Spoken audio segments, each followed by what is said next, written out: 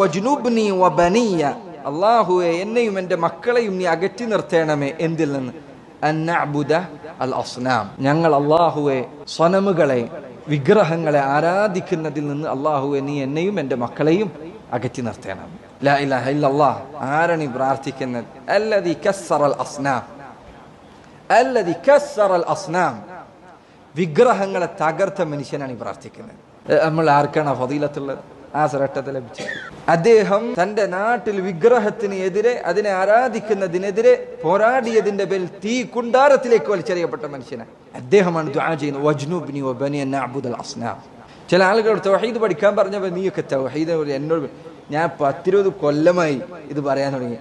ഞാൻ 10-20 കൊല്ലമായി ഇന്നാട്ടിൽ ആദ്യം തൗഹീദ് പറഞ്ഞ് ഞാനാണ്.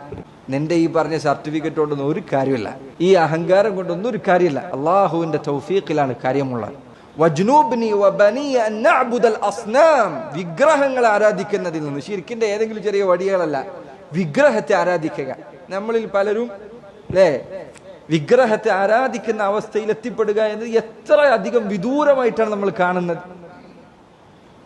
ഉലമാക്കളിൽ ചിലർ പറഞ്ഞു, ഖുർആൻ ഓതിക്കൊണ്ട് മസ്ജിദിൽ ഇരിക്കുന്ന അവസ്ഥയിൽ നിന്ന് ഏതെങ്കിലും ഒരു വിഗ്രഹത്തിന് മുൻപിൽ സുജൂദ് ചെയ്യുന്ന അവസ്ഥയിലേക്ക് നിന്നെ മാറ്റാൻ അള്ളാഹുവിന് സാധിക്കുന്നതാണ്.